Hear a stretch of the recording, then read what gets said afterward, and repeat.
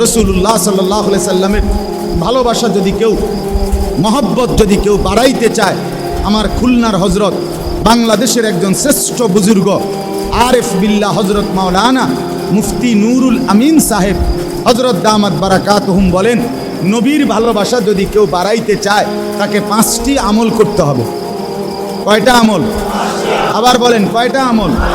1 number, প্রত্যেক সোমবারে রোজা রাখা। কোন কি কইছি?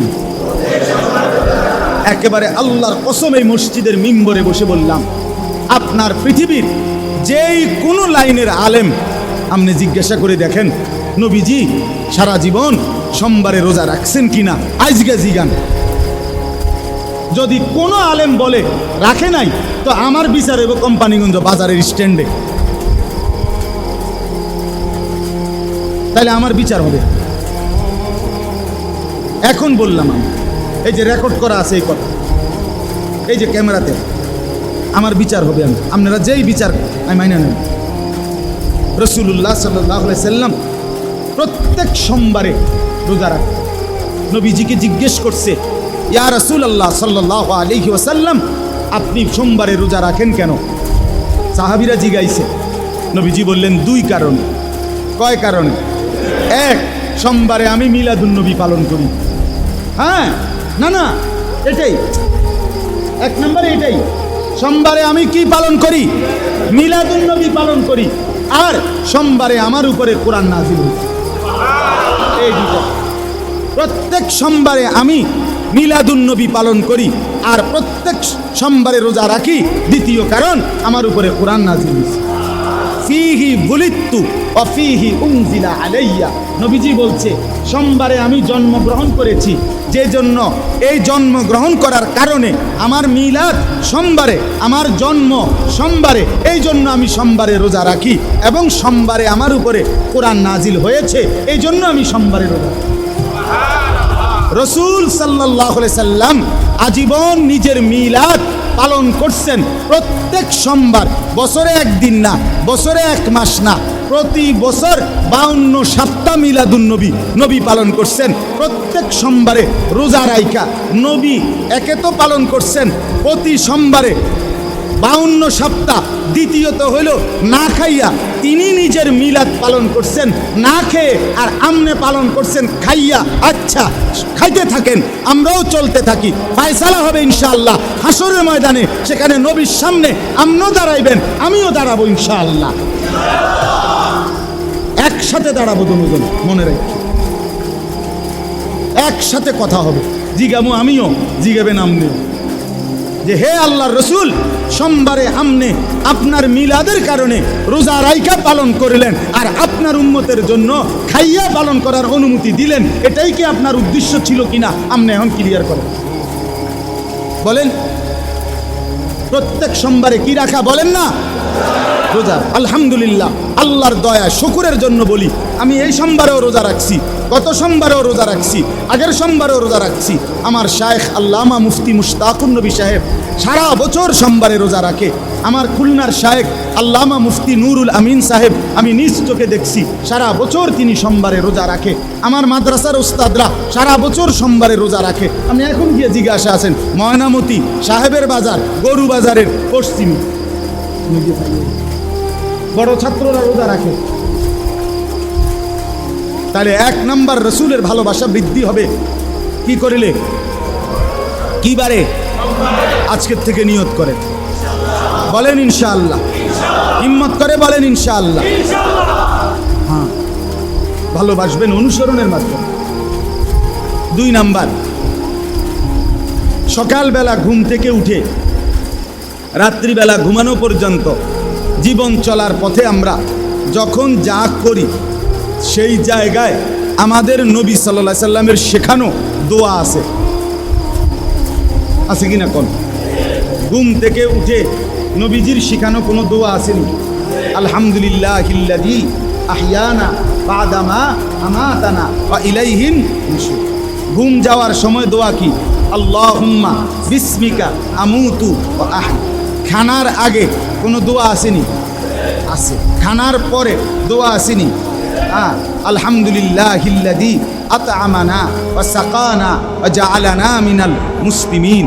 ঘুম যাওয়ার আগে, ঘুম যাওয়ার পরে, টয়লেট বাথরুমে ঢুকবার আগে, টয়লেট বাথরুম থেকে বের হওয়ার আগে, মসজিদে ঢুকবার আগে, মসজিদ থেকে ঢুকবার পরে, বের হওয়ার পরে, বাজারে ঢুকবার আগে, বাজারে ঢুকবার পরে, উপরের দিকে উঠতে, নিচের দিকে নামতে, সমতল জায়গায় চলতে, কাপড় নতুন পরতে, আয়না দেখলে মনে করেন এরকম কদম কদম আল্লাহর কসম নবীর শেখানো কি আছে? দোয়া আছে। যে ব্যক্তি এই দোয়াগুলো মুখস্থ করে নিয়মিত পড়তে থাকে, আল্লাহর রসুলের ভালোবাসা মহব্বত তীব্র গতিতে তার বাড়তে থাকে। এলো 2 নম্বর। 3 নাম্বার, জীবনের সব কাজ নবীজির সুন্নত মোতাবেক যে করতে থাকে, রসুলের ভালোবাসা তার বাড়তে থাকে, বাড়তে থাকে।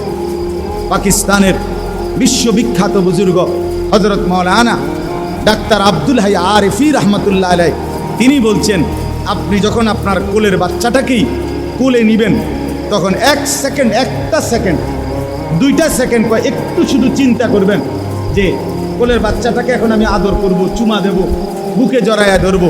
শুধু আগে নিয়ত করবেন, আমার রসুল সাল্লাল্লাহু আলাইহি ওয়াসাল্লামও তার বাচ্চাদেরকে আদর করতেন, বুকে জড়ায় ধরতেন। হাসান হুসাইনকে কত না আদর করতেন, করতেন কি না? আমার নবী বাচ্চাদেরকে আদর করতেন, এজন্য আমি আদর করছি। আল্লাহর রসুলের এই কথাটা মনে করলে আল্লাহর কসম, আপনার বাচ্চাকে যে আদর করলেন এটা পুরাটা সুন্নতের সওয়াব ইবাদত হিসাবে আমল নামায় উঠতে পারে। সহজ হিসাব। সব কাজ নবীর তরিকায় করা, নবীর তরিকায়, নবীর তরিকায় সুন্নাত মোতাবেক আমল করা। যে করবে রাসূলুল্লাহ সাল্লাল্লাহু আলাইহি সাল্লামের ভালোবাসা তার বাড়তে থাকে। 4 নাম্বার, প্রতিদিন অথবা অধিকাংশ দিন সর্বোচ্চ চেষ্টা করে একটু সময় প্রিয় নবী সাল্লাল্লাহু আলাইহি সাল্লামের কোনো জীবনী, নবীজির জীবনী পাঠ করা, পড়তে থাকে। নবীজির জীবনী, নবী সাল্লাল্লাহু আলাইহি সাল্লাম জন্মের আগে কি হয়েছিল, জন্ম কি হয়েছে, কিভাবে জন্মের পরে দুধ খাওয়াইল কে, জন্মের পরে 10 বছর পর্যন্ত কি হয়েছে, 20 বছর পর্যন্ত কি হয়েছে, 30 বছর পর্যন্ত কি হয়েছে, 40 বছর পর্যন্ত কি হয়েছে, মক্কায় 13 বছর কি করছে, মদিনার 10 বছর কি করছে, এগুলো কিতাবের মধ্যে আছে কিনা বলেন, বাংলায় আছে কিনা বলেন। তো আপনি এই রসুলের জীবনী পূর্ণ, নবীজির একটা জীবনী পূর্ণাঙ্গ শুরু থেকে শেষ পর্যন্ত নবীর জীবনী পড়ছেন বা অন্যের কাছ থেকে পড়াইয়া শুনছেন, এরম হাত উঠানছে যারা যারা, হ্যাঁ সত্য সত্য হাত উঠান, ভালো করে হাত উঠান, অসুবিধা কি, হাত উঠান। 1 2 3 4 5 6 7 8, এটা আমরা তো মাওলানা সব, আমরা তো সবকেরই অংশ, আমরা হুজুর হলে হইতো না, আমি আওয়াম বলছি। আলেম তো এমনি, আমরা তো পড়ার অংশ, এটা সিরাতে খাতামুল আম্বিয়া তো আমরা সিলেবাস, কথা বুঝছেন কেন? তাহলে আপনারা দেখলেন, এখন লজ্জা দিতে বলি নাই, মানে ইনসাফের সাথে বলেন তো কয়জন মুসলমান আমরা নবীর জীবনী পড়লাম? তো যাকে এত ভালোবাসেন, যার নামে কেজিতে কেজিতে জিলাপি খাইলেন, যার নামে ফোটলায় ফোটলায় বিরিয়ানি খাইলেন, যার নামে ডেগে ডেগে আমারে বুঝাইছে একজনে, কয় যে হুজুর 18 ডেগ করছি, 18। আমি বলছি আল্লাহর রহমত, আর কষ্ট করে যদি 2টা ডেগ মিলাইতে পারতেন তত 20 ডেগ হইল, 18টা ডেগ। সুবহানাল্লাহ, খামখেয়ালি এশকইডা কি পরিমাণে এশক মহব্বত থাকলে 18 ডেগ পুরা। আপনি বলেন, আমরা এই কয়জনের হালাত দেখলাম, যে কয়জন মুসলমান আমার নবীর জীবনী পড়লাম? কেন রাসূলুল্লাহ সাল্লাল্লাহু আলাইহি সাল্লামের জিন্দেগিটা আমাদের পড়া উচিত ছিল না? কথা বলেন না বাপ? আপনি পড়লে তো মজা পাইতেন, পড়লে তো আরাম পাইতেন, কলিজার মধ্যে মহব্বত বাড়ত। তায়েফের ঘটনা যখন পড়তেন নিজে, তখন বুঝতেন কলিজার ব্যথা কেমন। কিতাবের মধ্যে আছে, ছেলেরা যখন তায়েফের ময়দান থেকে ফিরতেছে, পাথর মারতেছিল, তো ছেলেরা তো হাসতেছে, মজা পাইতেছে, পাথর মারে, নবীজিকে পাগলের মতো পাথর মারতেছে। নবীজি ফিরে আসতেছে, একটা ছোট ছেলে ওই তায়েফের একটা বড় পাথর হাতে নিয়া সে খুশিতে দৌড়াইয়া নবীজির একদম পিঠের কাছে আইসা জোরে মারছে। এই জোরে পাথর মারতে গিয়া নবীজির গায়ে তো মারছে ঠিক আছে, কিন্তু ছেলেটা ছোট, পাথরের এই জোরে মারার কারণে নিজেই নিজের সামাল দিতে না পাইরা নিজে পড়ে গেছে।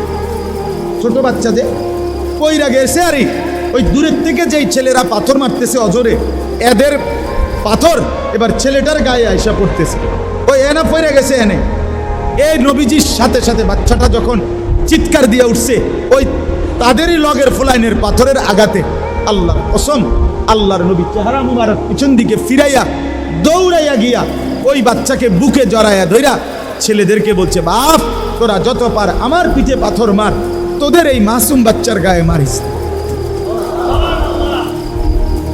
তিনি এমন রাসূল যিনি এতটা কোরবানি করলেন, বিনিময়ে আপনি শুধু খানা খাইতেন। আচ্ছা, ইনসাফ এটা, এটা বিরোধিতার মাসালা না।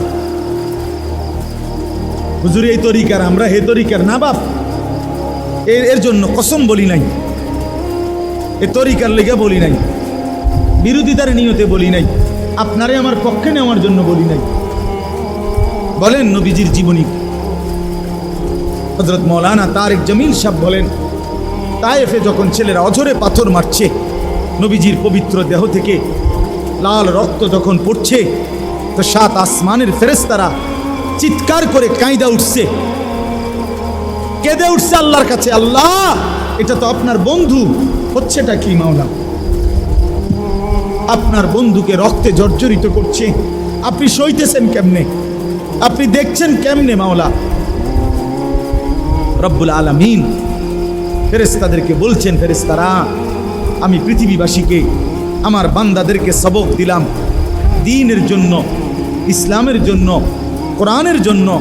আমি আমার পরম বন্ধুর পবিত্র তাজা রক্ত জমিনে ঝরাইছি। অতএব আমার বান্দারা যেন মনে রাখে, দ্বীন সবচেয়ে বড় আমার কাছে, ইসলাম সবচেয়ে বড় আমার কাছে। আমার বন্ধুর রক্ত দেখে যেন ইসলাম না ছাড়ে, দ্বীন না ছাড়ে। কি ভাইয়া ছেলেরা বলো, বাপ কার মতো সাজলা, কার মতো জীবনটা গঠন করলাম? কেন নামাজ পড়ো না বাপ? কেন নামাজ পড়ো না? কেন পড়ো না বাপ? আল্লাহর সাথে দুশ্মনী কি? 23 বছরে নবী সাল্লাল্লাহু আলাইহি সাল্লাম তায়েফে পাথরের আঘাত সইলেন, উহুদের ময়দানে দান দান শহীদ করলেন, পেটের মধ্যে ক্ষুধার কষ্টে পাথর বাঁধলেন। আজ বিনিময় তোমার একটা বার নামাজ পড়তেও কদ্দুর মন চায় না, তুমি কেমনে দাঁড়াই বাবা? বলো ছেলেরা, বলো ভাব, নবী সাল্লাল্লাহু আলাইহি সাল্লামের সামনে কেমনে দাঁড়াই? উম্মত হিসাবে কেমনে পরিচয় দিবা? কেমনে? আপনাদের যাদের ছেলে মেয়ে নামাজ পড়ে না, তাদেরকে বলেন যে নাফরমান সন্তান, তোকে নিয়ে আমি আমার রসুলের সামনে কেমনে দাঁড়াবো? কেমনে পরিচয় দেব? সুপারিশ কেমনে চাইব? জরুরত পূরণ করতেছেন সন্তানে, বউ বাচ্চার লাগে জীবন শেষ করতেছেন। আমি তো প্রতিদিন বলি, 70 বছর টানা উপার্জন করার পরেও আল্লাহর কসম, যেদিন আপনি মরবেন, যেদিন আপনার লাশ খাটিয়ার মধ্যে উঠাবে, সেদিনও আপনার ঘরে প্রয়োজনীয় কিনার মতো জিনিস বাকি অনেক কিছু থেকে যাবে। সেদিনও হয়তো নুন নাই, সেদিনও হয়তো কাঁচামরিচ নাই, সেদিনও হয়তো লবণ নাই, এরকমই হবে। দুনিয়া কোনো দিন কেউ প্রয়োজন শেষ করে যাইতে পারে না। দুনিয়া এক রাক্ষসের নাম, যে রাক্ষস তৃপ্ত হয় না। দুনিয়া ছোট কম্বলের মতো, যে কম্বল পায়ের দিক ঢাকলে মাথার দিক খুলে যায়, মাথার দিক ঢাকলে পায়ের দিক খুলে যায়। কয়টা হলো কনসায়? 4টা। নবীর ভালোবাসা বৃদ্ধির আমল কয়টা বললাম? 1 নাম্বার কি কন্ত? সবাই বলছেন না? 2 নাম্বার মাসনুন দোয়া পড়া। মাসনুন দোয়া কয় এগুলার মানে যখন যেই কাজে নবীজির কি দোয়া। 3 নাম্বার সব কাজ সুন্নাত মোতাবেক করা। না মাথা লাইল হইতো না, মুখে কইতেইব। বলেন সব কাজ সুন্নাত মোতাবেক করা। 4 নাম্বার, নবীজির জীবনী নিয়মিত পাঠ করা। বইটা দাও, ছোট্ট বইটা দাও। আমরা দিলাম, তোমরাই দাও। এই 5 নাম্বার হলো রাসূলুল্লাহ সাল্লাল্লাহু আলাইহি সাল্লামের উপরে নিয়মিত দুরূদ শরীফ পাঠ করা। 5 নাম্বার কি বলেন না? নবীজি সাল্লাল্লাহু আলাইহি সাল্লামের উপর নিয়মিত দুরূদ শরীফ পাঠ করা। বলেন কি বলছি? 5 নাম্বার। না না, দুরূদ শরীফ পড়া এটা করলে তো আমি এটা বলছি, তা আমি যেটা বলছি এটা কর। নবী সাল্লাল্লাহু আলাইহি সাল্লামের উপর নিয়মিত দুরূদ শরীফ পড়া। বলেন এটা বলেন, পুরাটা বলেন। এটা জরুরি বিষয়। আপনি শুধু একটা কথা বলেন, নামাজ এটা আমল না অনুষ্ঠান? রোজা এটা আমল না অনুষ্ঠান? হজ এটা আমল না অনুষ্ঠান? যাকাত এটা আমল না অনুষ্ঠান? কোরআন তেলাওয়াত এটা আমল না অনুষ্ঠান? আল্লাহর জিকির এটা আমল না অনুষ্ঠান? খোদার কসম, এগুলো যেমন আমল, নবীজির উপরে দুরূদ সালাম পড়া এটা অনুষ্ঠান না, এটাও আমল। এটা কি? এটা আমল, এটা আমল, এটা আমল, এটা আমল, এটা নিয়মিত পড়া। ইয়া আইয়ুহাল্লাযীনা আমানু সাল্লু আলাইহি ওয়া সাল্লিমু তাসলিমা, এটা নিয়মিত আমল। এ সাল্লু আমরের সিগা, সাল্লিমু আমরের সিগা। আমর ফেলে মুদারে থেকে গঠন হয়। ফেলে মুদারে ইস্তেমরার বুঝায়, ধারাবাহিকতা বুঝায়, নিয়মিত বুঝায়, নিয়মিত বুঝায়। কি আমর ফেলে মুদারে থেকে গঠন হয় না? ফেলে মুদারে দাওয়াম বুঝায়, সর্বদা বুঝায়, সর্বদা। রাসূল সাল্লাল্লাহু আলাইহি সাল্লামের উপরে প্রতিদিন নিয়মিত মহব্বতে কলিজার ভালোবাসা নিয়ে দুরূদ শরীফ পড়া, দুরূদ সালাম পড়া। সাহাবায়ে কেরামের বর্ণিত হাদিসের কিতাবে উচ্চারিত 40টা দুরূদ সালাম আছে। সরাসরি সাহাবীদের বর্ণনা, সরাসরি হাদিসের কিতাবে। এই কিতাব আমি খুলনার হযরত থেকে, খানকার থেকে এগুলো আনাইছি। আমার 1 টাকা কোনো বেনিফিটে না। বিশ্বাস করেন, আমি আজকে প্রায় 2 সপ্তাহ ধরে মুসলমানদের জন্য এগুলো আমার গাড়িতে বিক্রি করি। এই 2টা ছোট্ট বই, এটা দুরূদ সালামের মকবুল আমল। এখানে সাহাবীদের উচ্চারিত নবীজির উপরে পাঠকৃত দুরূদ সালাম 40টা হাদিসের কিতাবে যেগুলো বর্ণনা, এগুলো আছে। এটা আমনে পড়বেন, আমনে দেখে দেখে পড়বেন। রিডিং জবরজের লাগানো আছে। কোরআন শরীফ যেমনি পড়ে, বিভিন্ন কিতাব যেমনি পড়ে, তো এটা একটা আমল। নবীজির উপরে দুরূদ সালাম পাঠ করা, এটা প্রত্যেক দিন নিজের মহব্বতে একবেলা পড়লে আল্লাহ রসুলের ভালোবাসা পড়তে থাকবে। আরও পড়লে আরও বেশি, আরও বেশি পড়লে আরও বেশি। এখানে রাসূলুল্লাহ সাল্লাল্লাহু আলাইহি সাল্লামকে স্বপ্নে দেখার জন্য কেউ যদি চায়, কি আমল করলে নবীকে স্বপ্নে দেখা যায়, এখানে আছে। এই ছোট্ট 20 টাকা মাত্র বই। আর এই বইটা নবী সাল্লাল্লাহু আলাইহি সাল্লাম আজীবন একেবারে ইসলামের প্রথম বছর থেকে 40 বছর থেকে 63 বছর পর্যন্ত, কত বছর? 23 বছর নবীজি তাহাজ্জুদ নামাজ পড়তেন। কি পড়তেন বলেন? ওই যে দুপুর 12:30 বাজে যেটা পড়ে, কখন? রাত্রিবেলা। কোন টাইমে বলেন না? এই রাত্রিবেলা নবীজি তাহাজ্জুদ নামাজ কি পড়তেন, কখন উঠতেন, কতটুকু পড়তেন, কিভাবে পড়তেন, কয় রাকাত পড়তেন, কি দোয়া করতেন, কিভাবে পড়লে উত্তম, এই সব কিছুর বিস্তারিত বর্ণনা নবীজির তাহাজ্জুদ। এবং শেষে 1 সপ্তাহব্যাপী কেউ যদি প্রতিদিন আল্লাহর কাছে দোয়া পড়তে চায়, এমন দোয়া নির্ধারিত এগুলো আছে এই কিতাবটা। এটারে তাহাজ্জুদ নবীজির 180 টাকা এটা, আর এইটা 20 টাকা। এই 2টা মিল্লা মাত্র 200 টাকা। ও গাড়ির কাছ থেকে যাওয়ার সময় সুযোগ থাকলে, কারো কাছে টাকা থাকলে নিয়েন, উপকার পাবেন। তাহলে 5টা আমল কি বলছি কোন? বলেন, আমার কথা শেষ। আমি 1 নাম্বার কি কোন, 2 নাম্বার কি, 3 নাম্বার কি? সুন্নাত মোতাবেক সব কাজ করা। 4 নাম্বার কি? নবীজির জীবনী পাঠ করা। 5 নাম্বার কি? নবীজির উপরে নিয়মিত কি পড়া? দুরুদ সালাম পাঠ। এটা অনুষ্ঠান না, আপনার ভালোবাসায় আপনি পড়বেন, আপনার ভালোবাসায়, আমনের মহব্বতে আপনি পড়বেন, প্রতিদিন পড়বেন। আলহামদুলিল্লাহ, আমরা যার হাতে বায়াত, আমাদের শায়েখের সবক এটা, আমরা আপনার এই দুরুদ সালাম নিয়মিত পড়ি। আপনি আমার ড্রাইভারের জিগাইয়েন, বলে হুজুরে পড়েনি, ও ড্রাইভারের নাম্বার কইতাম নি? হ্যাঁ জিগাইয়েন। ড্রাইভার আমার ঘরের মানুষের চাইতে বেশি টাইম আমার লগে থাকে। হ্যাঁ বোঝেন না কথা, আমার জিন্দিগির বেশি টাইম কোথায়? বাইরে বাইরে, গাড়িতে গাড়ি। এই জন্য হালাত জানার সুবিধা হইল ড্রাইভারের থেকে, তার থেকে, কারণ হে বেশি টাইম আমারে দেখে। এই জন্য অহংকারের জন্য বলি নাই, বলার উদ্দেশ্য হইল আমরা প্রত্যেকেই রসুল সাল্লাল্লাহু সাল্লামের ভালোবাসা চাই, চাই কিনা বলেন, কিন্তু সুন্নাত মোতাবেক চাই। বাস্তবিক অর্থে আসরের ময়দানে কাজে লাগবে এমন ভালোবাসা দরকার। আল্লাহ আমাদেরকে বুঝার তৌফিক দান করেন। আমার বাপ, এবার শুধু আয়াতের তর্জমা শুনেন, তাইলেই কথা শেষ। আয়াতের তর্জমা হইল 16 নম্বর পারা 19 নম্বর সূরা, সূরা মরিয়মের এই আয়াতের মধ্যে আল্লাহ তাআলা বলেন, আমি আল্লাহ তাআলা হযরতে নূহ আলাইহিস সালামের জামানার পরে আমি রব্বুল আলামিন এই পৃথিবীতে কিয়ামত পর্যন্ত যত মানুষ তৈরি করছি তার মধ্যে 2 ভাগ। এক ভাগ হলো উত্তম উত্তরসূরি, আরেক ভাগ হলো নিকৃষ্ট উত্তরসূরি। এক ভাগ হলো উত্তম ওয়ারিস, আরেক ভাগ হলো নিকৃষ্ট ওয়ারিস। এক ভাগ হলো উত্তম প্রজন্ম, আরেক ভাগ হলো নিকৃষ্ট প্রজন্ম। এক ভাগ হলো উত্তম জেনারেশন, আরেক ভাগ হলো নিকৃষ্ট জেনারেশন।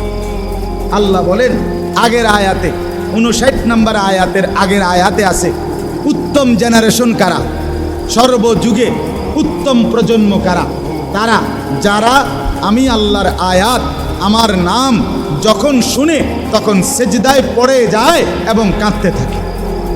অর্থাৎ গোলামির সেজদা যার কপালে আছে, আমার গোলামির সেজদা যার কপালে আছে, নামাজের এহতেমাম গুরুত্ব যার মধ্যে আছে, আল্লাহ কোরআনে বলেন সে সার্থক উত্তরসূরি, সে সার্থক জেনারেশন।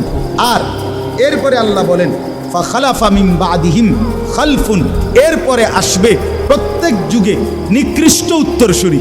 কারা? আল্লাহ বলেন 2টা পরিচয় যাদের। এক, আদাউস সালাতা, যারা প্রতিনিয়ত নামাজ নষ্ট করে, তারা নিকৃষ্ট প্রজন্ম, নিকৃষ্ট উত্তরসূরি, নিকৃষ্ট জেনারেশন, নিকৃষ্ট ওয়ারিস। কি নষ্ট করে?